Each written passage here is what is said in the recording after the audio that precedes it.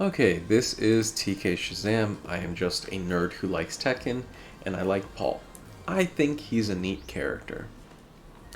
Today I want to talk about DemoMan, the 3-hit string that knocks the opponent down for a little bit of damage, and is probably his most famous part of it, the most famous part of his toolkit, right? You probably heard for years all you need with Paul is, movement, DemoMan, and then Death Fist, right? So what exactly is it? DemoMan starts from down 4. This 15 frame low that needs a clean hit to knock the opponent down, and if you're too far away, it doesn't do that, right? It's also homing. It doesn't look like it because it doesn't have the particle effect, but trust me, if you're in range, you're not stepping this move. It's just not happening.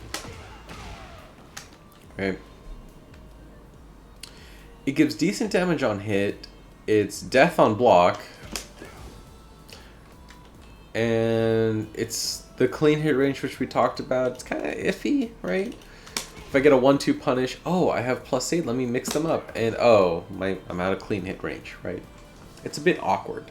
Still, on average, for a lot of the cast, having an on-demand knockdown low from standing is very rare, right? Typically, a lot of the characters in the cast have to enter a stance to do it. Even the Mishimas with their infamous Hell Sweep need to enter the crouch dash, which,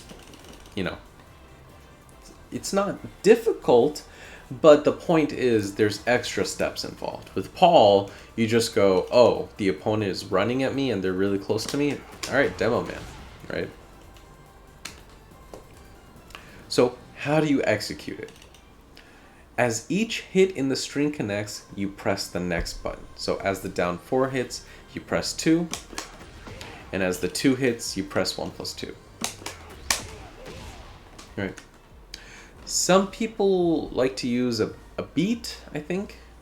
I like using the beat to We Will Rock You by Queen. So the boom, boom, clap, right? Boom, boom, clap. Oops. Boom, boom, clap. Boom, boom, clap. Right? Wow, 2 just frames. That's more than 0. That's helped me execute DemoMan. It might help you, it's helped others. Whichever way kind of helps get the point across, right? Now, when we talked about all the risks, we talked about, oh, it needs a clean hit. Oh, it's death on block. So why would you do it? Well, the answer is you don't, unless you want to, right? There are plenty of Paul players that just will never use this move outside of combos. They'll use his counter hit launchers, his punishment, his ability to control space, right? Stuff like that. They will just never use this move in neutral. And it's a completely valid way to play the character. I'm probably going to talk a little bit about it more in a separate video, but I really want to emphasize Paul is not just a 50-50 machine, right? For one, it's Tekken characters don't fall squarely into archetypes. The trade-off of having such giant moves lists for a lot of Tekken characters is that they're very versatile in how they apply that move list. For Paul, yeah, he's a 50-50 machine, but you can also just play him in a fundamental, super turtley, I'm only going to get counter hits and punishment type character, right? But if you have the 50-50, now at any point, an opponent has to worry about your counter hit launchers, your punishment, and that if they get too close to try and rush you down so they can't control space, you just go, oh, here's DemoMan, and now you're reset to neutral. Now the opponent has to work their way back in against all of your keep out, right? And to me, I think that's worth it, right? This is unreactable 40 damage on demand that goes, okay, we reset to neutral, work your way back in. Boom, work your way back in. Boom, right? It adds a lot to the opponent's mental stack. Their ability to keep track of everything that's happening in the game.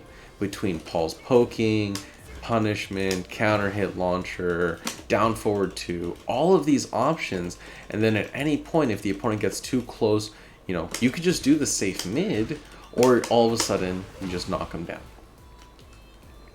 I think that ability to threaten the 50-50 and just utilize that as like a, hey, make sure you're paying attention, make sure you're keeping an eye out for this, is very valuable.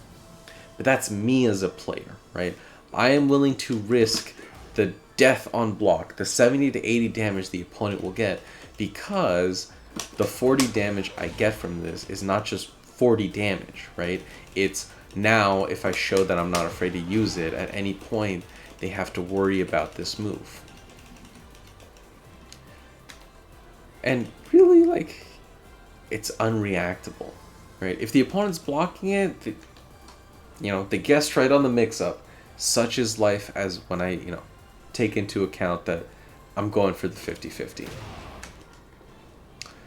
There are issues, right? It's not perfect, Opponents can just always move out of the way of the clean hit, which is fair.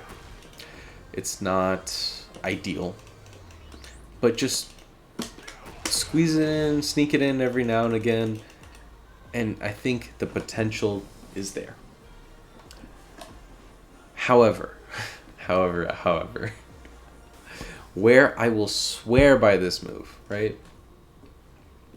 If you're at the wall, I don't think there's anything scarier at the wall, even Hell Sweep with that. Alright, maybe it's going a little too far, but at the wall, this entire thing, starts hitting the opponent at the wall, and now when they wake up into it, right, boop, boop, boop, run up, do it again. You see, because of the way it works and how it keeps them at the wall, you might get some weird funky angles here and there, but that's what these side wall splat moves are now for. But if you're at the wall at any point, free damage into Oki, back into the mids.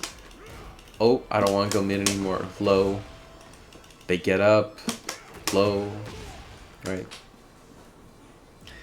You get the point. At the wall, I think it's an incredibly scary move. Right?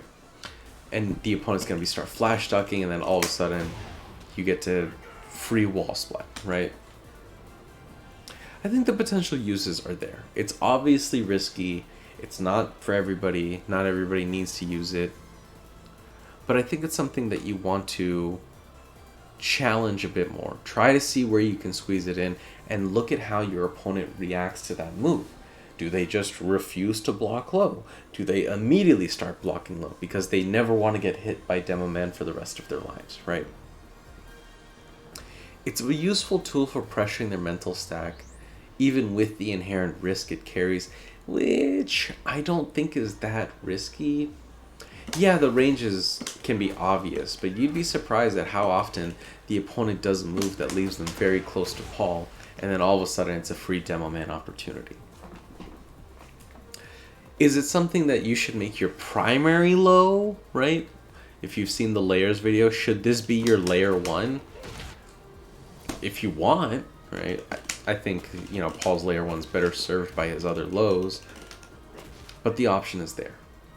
And I think at the advanced layers, or when the opponent's showing that, they're kind of passive, they're not moving around a lot, or they're at the wall, having a button that says, hey, here's free 30 to 40 damage, it's not that bad. And of course, you'll get the occasional, oh, DemoMan splat them perfectly onto the wall, and now you get a wall combo. It's great. That pretty much covers my thought process on DemoMan and why I believe that at any point that you can just throw this out, it provides a lot of value. And the value is not just inherently in the damage, it's the threat of it, right? The threat of it to pressure the opponent's mental stack and enable Paul to utilize a lot of his other scarier tools, right? Namely his mids. Hopefully that gave you some ideas on how to maybe utilize the low more, or maybe you took a look at this video and you went, damn, I am never pressing that button ever again. Completely valid, right? I think that's the beauty of Tekken, and a beauty of Paul is that you're not limited to the 50-50. You have a lot of versatility in your kit and in the game. But if you ever want to just kind of mess with your opponent and freak them out, there are few better ways to freak out the opponent than to start letting this rip at the wall. All right, have a good one.